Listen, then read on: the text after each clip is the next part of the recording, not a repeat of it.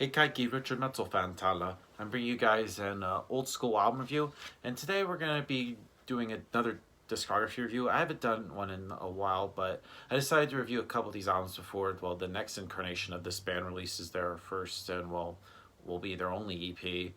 Be on the 16th of this month, but as the sequel title today, we're going to be talking about Something Wild by Children of Bodom, the band's debut album released in 1997 through Nuclear Blast Records.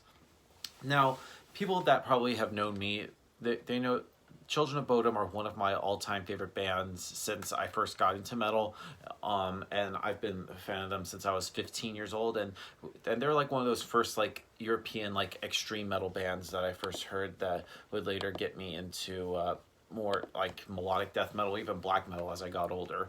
But let's just give a little back history for Children of Bodom.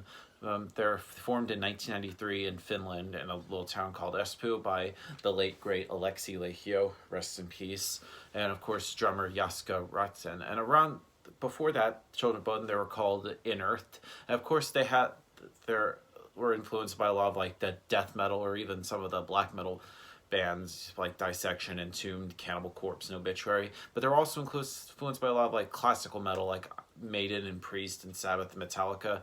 And they also had like a little bit of like that European power metal like Blind Guardian and stuff. And then they decided to combine all their stuff together to form Children of Bodom.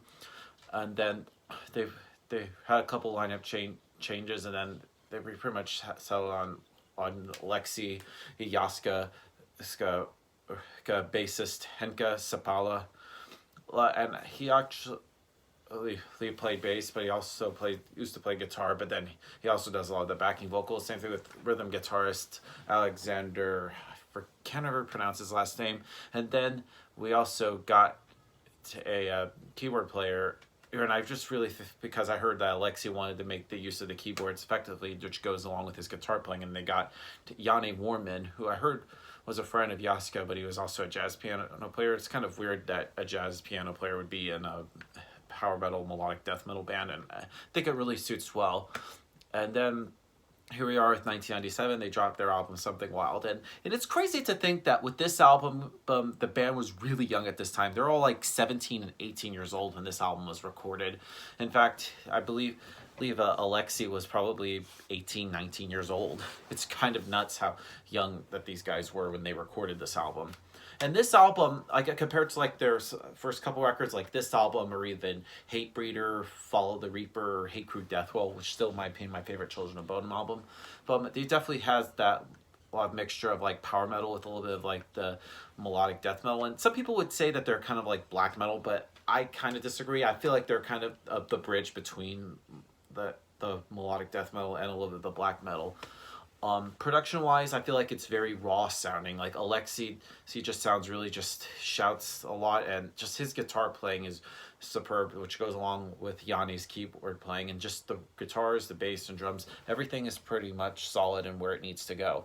So yeah, without further ado, let's dive into this album track by track. Now, starting things off is the song Dead Night Warrior, which I think is a perfect song to start off this album. This song just allows the listener to know what exactly to expect and where you're going to be headed to. And I feel like the path that this album is on is very fast, heavy, melodic, and all brutal all at the same time. And I feel like Dead White Warrior has all that is expected from what we heard so far in the first song. Now, a great way to start off this album. Then we move on to In the Shadows, which begins with just an utter fury of like polyrhythms creating just chaos among like evil sounding riffs, and the song just continues to speed up and slow down. I just really love like the different tempo changes that it has, but just remains intense with all the neoclassical like guitar playing and work incorporated into the song. And next two songs are two-parters. We'll just start with Red Light in My Eyes Part 1, which the main melody is just amazing, which never fails to just give me goosebumps, and some incredible emotion just conveyed into the whole song, really. And I love that just the keyboard work of the band and on this album especially just give this kind of like an almost kind of melancholic edge to some of the moments on this album, which works surprisingly well with sort of like the intensity and the aggression on the rest of the album, and just Alexi vocals just fit perfectly with it. And then we get to Red Light in My Eyes Part 2, which just begins with a really just kind of almost reminds me of like Yngwie Malmsteen style guitar playing. It just continues much in like that same kind of neoclassical style, which then reaches like the crescendo with the scream of fire, and just the melodic guitar work and just the keyboard throughout this whole song is just excellent and just intense as it pretty much stays throughout the whole song. Then we move on to one of my favorite Children of Bodom songs ever, being Lake Bodom. Now this song is pretty much sums up what Children of Bodom are, with just wild guitars, superb drumming, really catchy keyboards, and just harsh vocals. And just and that one main melody, that do do do do do do do do, it just really just very catchy. It just makes you just really just energetic song.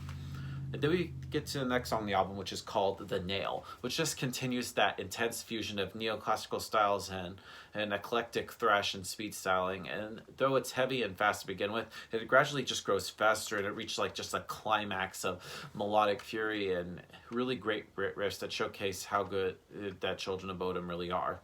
And then we get to Touch Like Angel of Death, which I think is a perfect way to end this album with. And when this song is over, you feel like you just be wanting more. It's just fast, brutal, melodic, and almost impossible feat, but I feel like they just pull off the impossible and just combine any different styles of like music just to make it their own.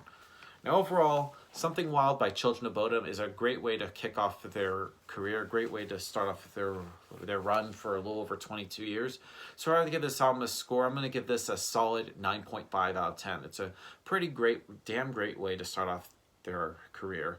So yeah, that's my review of Something Wild, guys. Let me know what you guys think about the album, and I'll see you all in the next review. We're going to talk about Hatebreeder next.